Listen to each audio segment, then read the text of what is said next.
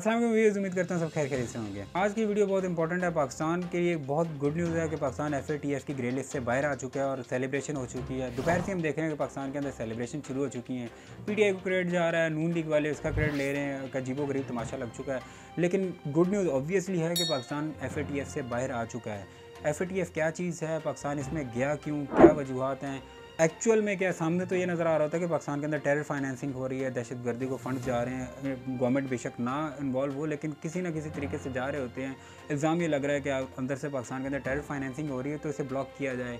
लेकिन इसके पीछे डिप्लोमेटिक गेम है। हम वो सारी चीज़ें डिस्कस करेंगे, हिस्ट्री डिस्कस करेंगे कि FATF पाकिस्तान पहली दफ़ा कब गया, बाद में कब कब गया। देखिए, जब हिस्ट्री की बात डिस्कस हो रही होती है तो ऑब्वियसली वीडियो ज़रा बोरिंग हो जाती है, लेकिन मैं कोशिश करूँगा कि टू दी पॉइंट और इंटरेस्टिंग बात ही की जाए। और ये बात करना ज़रूरी है, इंपॉर्टेंट है, क्योंकि वजूहत क्या है, FATF में पाकिस्तान को क्यों धकेला जाता है। ये चीज़ें आप हिस्ट्री एक दफ़ा देखेंगे और टाइमलाइन को आप देखेंगे, हिस्ट्री को ज़रा सा देखेंगे तो आपको समझ आएगी कि FATF की जानिब से पाकिस्तान को ग्रे लिस्ट की तरफ क्यों धकेला जा रहा होता है। क्या वजूहत है, पाकिस्तान को ग्रे लिस्ट में डालते हैं, फिर निकाल देते हैं, फिर डाल देते हैं। असल कहानी आपके सामने खुल जाएगी तब। सारे सिनेरियो से पहले मेन चीज़ें हम डिस्कस करने जा रहे हैं गुड न्यूज़ के साथ कि पाकिस्तान ग्रे लिस्ट से बाहर आ चुका है।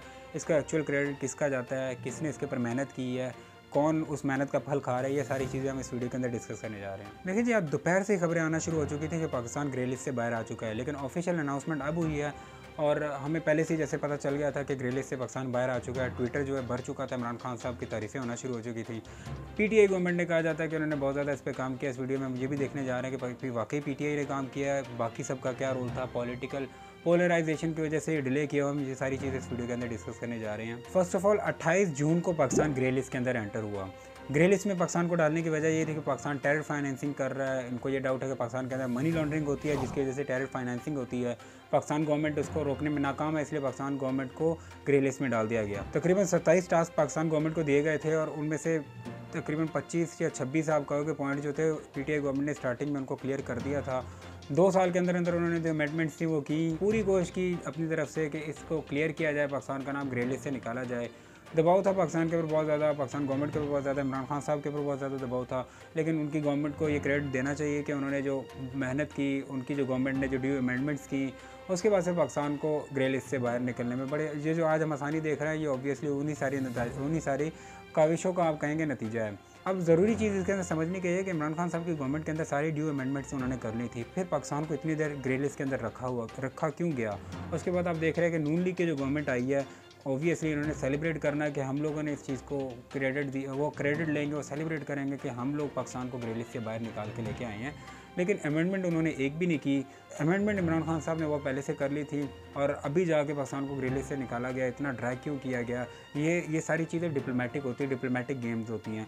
हम ये इजीली कह सकते हैं कि जो ड्यू अमेंडमेंट्स थी खान साहब ने की हैं और जो दूसरा काम होता है आप कहेंगे ना, वो PMLN ने किया। PMLN जो सेलिब्रेट कर रही है, मैं उनको एक हिस्ट्री रिमाइंड करवाना चाहता हूँ। तो अगस्त 2020 के अंदर उन्होंने पूरी कोशिश की थी, सेनेट ने इवन बिल रिजेक्ट कर दिया था। PTI गवर्नमेंट ने बिल पेश किया, नेशनल असेंबली ने उस बिल को पास कर लिया, लेकिन सेनेट के अंदर उस टाइम अक्सरियत पीपल पार्टी और PMLN की थी, जो अभी भी उन्हें किया है। उस टाइम उन्होंने क्या किया, इस बिल को रिजेक्ट कर दिया, सेनेट से वो फेल हो चुका। PTI के ऊपर वो प्रॉब्लम आ गई, दबाव आ चुका कि FATF की रिक्वायरमेंट है और ये बिल पास करवाना उनके लिए बहुत ज़्यादा ज़रूरी है। अगर ये पास ना हुए तो पाकिस्तान स्टक हो जाएगा और ब्लैक लिस्ट की तरफ भी जा सकता है। तो इतना बड़ा उस टाइम उन्होंने जब ब्लंडर मारा था, बहुत ज़्यादा लोगों ने बात भी की, मीडिया वालों ने, कईयों ने डिफेंड किया, कईयों ने इसके अगेंस्ट बात की। लेकिन आप ये चीज़ देखें कि PMLN और पीपल पार्टी की गवर्नमेंट ने उस टाइम उनके जो भी गवर्नमेंट के साथ पोलराइजेशन आप कहेंगे, जो भी उनके डिफरेंसेस चल रहे थे, मुश्किलात चल रही थी, लेकिन उन्होंने इस बिल को रिजेक्ट किया, ब्लॉक किया, कोशिश की कि PTI के लिए एक हर्डल सामने रखी जाए। ऑब्वियसली फिर गवर्नमेंट के पास एक ही ऑप्शन बचा, जॉइंट सेशन उन्होंने बुला के बिल पास तो करवा दिया, बुलडोज कर दिया, उन्होंने बिल क्लियर करवा दिया। लेकिन नून लीग के हवाले से याद दहानी है कि आप लोगों ने इस बिल को ब्लॉक करने की कोशिश की थी, आज जिस चीज़ का आप क्रेडिट लेने जा रहे हैं। सिक्योरिटी एजेंसीज का भी रोल है कि उन्होंने यहाँ से पाकिस्तान के अंदर से टेररिज्म की जड़ें उखाड़ी हैं। PTI गवर्नमेंट ने लेजिस्लेशन की है, जो रिमेनिंग आप कहेंगे डिप्लोमेटिक टर्म्स आप कह लें, या जिन्होंने इसको क्रिटिसाइज़ करना, जिस भी एंगल से बात करनी है, लेकिन जो करंट गवर्नमेंट है, इनकी डिप्लोमेटिक टर्म्स की वजह से आज पाकिस्तान ग्रे लिस्ट से बाहर आ चुका है।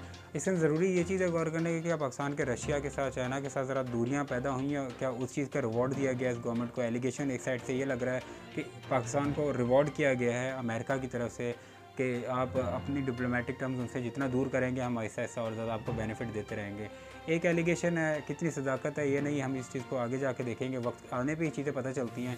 लेकिन इनिशियल यही है कि पाकिस्तान जो प्रो अमेरिकन पॉलिसीज़ पकड़ रहा है उसकी वजह से पाकिस्तान को economical challenges no doubt face करने पड़ रहे हैं, लेकिन ऑन दी अदर हैंड हमें डिप्लोमेटिकली उनकी सपोर्ट मिलना शुरू हो चुकी है। हम ये चीज़ इसमें ऑब्वियसली कह सकते हैं। ज़्यादा लोगों का सवाल ये होगा कि FATF होता क्या चीज़ है, क्या बुलाया, आखिर अजीबोगरीब हमारे ऊपर इम्पोज हो जाता है और हम इसमें फंस जाते हैं। इन शॉर्ट आसान तरीके से कहा जाए तो पाकिस्तान के जितने भी फाइनेंशियल ट्रांजैक्शंस होती है गवर्नमेंट की, इसके ऊपर चेक एंड बैलेंस आ जाता है। आप कहेंगे कि मुदाखलत हो जाती है, वो हमारी फाइनेंशियल एक्टिविटीज़ को चेक एंड बैलेंस करना शुरू हो जाते हैं, क्योंकि उनको ये डाउट होता है कि पाकिस्तान जो है वो टेरर फाइनेंसिंग कर रहा है, दहशतगर्दी को फंड कर रहा है। इन शॉर्ट दहशतगर्दी को पाकिस्तान फंड कर रहा है। पहली दफ़ा पाकिस्तान फरवरी 2008 के अंदर ग्रे लिस्ट में डाला गया। इल्ज़ाम ऑब्वियसली ये टेरर फाइनेंसिंग, दहशतगर्दी को फंड किया जा रहा है, पाकिस्तान के अंदर दहशतगर्दी को प्रमोट किया जा रहा है, ऐसे इल्ज़ाम लगा के पाकिस्तान को ग्रे लिस्ट में डाल दिया गया। तकरीबन 2 साल बाद पाकिस्तान जून 2010 के अंदर ग्रे लिस्ट से बाहर निकल आया। उनके जो इतने रिक्वायरमेंट्स थी, जो उन्होंने ड्यू अमेंडमेंट्स कही गई, जो भी हालात उनके ऊपर पेश किए गए, जो उन्होंने दबाव पाकिस्तान के ऊपर डाला, वो ये सारी चीज़ों को आप कहें कैलकुलेट करके पाकिस्तान गवर्नमेंट ने अपने आप को फर्स्ट टाइम ग्रेड लिस्ट से जो एंट्री हुई थी विद इन 2 ईयर एग्जिट 2010 के अंदर उन्होंने ले लिया। अगेन फरवरी 2012 के अंदर पाकिस्तान को फिर से ग्रे लिस्ट में डाल दिया गया। उसके बाद दोबारा पाकिस्तान के ऊपर वही दबाव डाला गया कि आप अपनी अमेंडमेंट्स करें, मनी लॉन्ड्रिंग रोकें, चीज़ें रोकें कि पाकिस्तान के अंदर टेरर फाइनेंसिंग हो रही है। फिर से इल्ज़ाम लगे, दोबारा वही पाकिस्तान के ऊपर दबाव डाला गया कि आप अमेंडमेंट्स करें। 2015 के अंदर फिर पाकिस्तान, उस टाइम PMLN गवर्नमेंट की थी, अभी भी PMLN गवर्नमेंट ही कहेंगे, तभी PMLN गवर्नमेंट थी। उन्होंने ड्यू अमेंडमेंट्स की, डिप्लोमेटिक टर्म्स क्रिएट किए, जो भी किया, इन दी एंड उन्होंने पाकिस्तान को अगेन ग्रे लिस्ट से निकाल दिया। 28 जून 2018 जिस भी कंडीशन में पाकिस्तान की गवर्नमेंट थी, लेकिन उस टाइम अगेन पाकिस्तान को थर्ड टाइम ग्रे लिस्ट में डाल दिया गया। और जो आज आके हम उस ग्रे लिस्ट से निकले हैं, तो ये बहुत लंबा टेन्योर इस बार पाकिस्तान ने ग्रे लिस्ट के अंदर गुजार लिया। पाकिस्तान पे बहुत ज़्यादा दबाव डाला गया ग्रे लिस्ट से निकालने के लिए, बहुत ज़्यादा अमेंडमेंट्स का कहा गया। PTI गवर्नमेंट वो अमेंडमेंट करके उनके सामने रखती थी, लेकिन फिर भी वो 2 महीने, 4 महीने, 5 महीने हर बार ऐसे डिले करते करते न्यू सेशन बुलाते थे और पाकिस्तान का नाम ग्रे लिस्ट में बरकरार रखा गया। शॉर्ट सी बात है कि पाकिस्तान, जब भी हम हिस्ट्री की बात कर रहे होते हैं तो आवाम ज़रा परेशान हो जाती है, बोरिंग सा टॉपिक लगना शुरू हो जाता है, हम हिस्ट्री को क्यों डिस्कस कर रहे हैं। लेकिन यहाँ पे हिस्ट्री को डिस्कस करना इसलिए अहम था कि आप नोट करें कि पीपल पार्टी की गवर्नमेंट जब 2008 में आने लगी, उससे पहले पाकिस्तान को ग्रे लिस्ट में डाल दिया गया। 2012 में अगेन पाकिस्तान को ग्रे लिस्ट में डाल दिया गया जब PMLN की गवर्नमेंट आने लगी। तीसरी दफ़ा जब PTI की गवर्नमेंट आने लगी, अगेन पाकिस्तान को ग्रे लिस्ट में डाल दिया गया। तो आप ये देख सकते हैं कि जो वेस्टर्न ब्लॉक है, जो डेमोक्रेटिक अलायंस है, आप कह लें, जो प्रो अमेरिकन ग्रुप हैं, वो पाकिस्तान गवर्नमेंट को हमेशा दबाव में रखने के लिए उन्होंने पाकिस्तान गवर्नमेंट को ग्रे लिस्ट में ही रखा। अब ये नोट करें कि अपना दबाव बरकरार रखने के लिए हमेशा पाकिस्तान को ग्रे लिस्ट में पहले से ही डाल दिया गया। जो अगली गवर्नमेंट आएगी वो हमारे दबाव में रहेगी, हम उनसे अपने मुतालबात मनवाते रहेंगे बैकडोर। ओवरऑल तो वो अमेंडमेंट्स की जो बात करते हैं, अमेंडमेंट करनी है, अमेंडमेंट जो साथ है वो कर लेंगे, कोई इतनी मुश्किल चीज़ नहीं होती। लेकिन फिर भी पाकिस्तान को ग्रे लिस्ट में बरकरार रखा जाता है, क्योंकि बैकडोर उन्होंने कोशिश यही करनी होती है कि हम इनसे अपने मामला तय पाएँ। जो उनको जो प्रेशर पाकिस्तान के ऊपर जो बिल्ड करना चाह रहे थे, वो प्रेशर पाकिस्तान के ऊपर बिल्ड करने के लिए पाकिस्तान को हमेशा ग्रे लिस्ट में रखा गया। अब PTI की गवर्नमेंट को आप देखें कि सबसे ज़्यादा यही गवर्नमेंट ग्रे लिस्ट में रही है, सबसे लंबा टेन्योर इन्होंने गुजारा है, क्योंकि प्रो अमेरिकन से प्रो रशियन, आप कह लें, प्रो चाइनीज़ ग्रुप के अंदर ज़्यादा पाकिस्तान का जो झुकाव रहा है, तो वहाँ से पाकिस्तान के ऊपर हमेशा प्रेशर ही रहा है।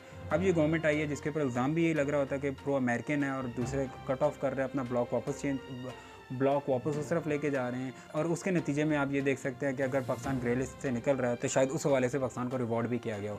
ऐसे इल्ज़ाम भी लग रहे होते हैं, रियलिटी भी है, वो रियलिटी इल्ज़ाम के ऊपर मैं डिस्कस नहीं करूँगा। लेकिन इंपॉर्टेंट चीज़ और जो फैक्ट है वो तो यही है कि पाकिस्तान को हमेशा ग्रे लिस्ट में इसलिए डाला जा रहा होता है कि पाकिस्तान के ऊपर दबाव पाकिस्तान के ऊपर बरकरार रहे और इन दी एंड वो प्रेशर वो यूज़ करेंगे डिप्लोमेटिक टर्म्स में अपने फ़ायदे के लिए। मोस्टली देखिए जी, FATF का तो मकसद यही होता है कि पाकिस्तान के ऊपर दबाव रखा जाए। ज़रा से ये फैक्चुअल वीडियो थी, लेकिन उम्मीद करता हूँ कि आपको ये वीडियो पसंद आई होगी। पसंद आई है तो अपने दोस्तों के साथ इसे लाजम शेयर कीजिएगा। फिल वक्त मुझे दीजिए इजाज़त, अपना बहुत बहुत ख्याल रखिएगा जी। अल्लाह हाफ़िज़।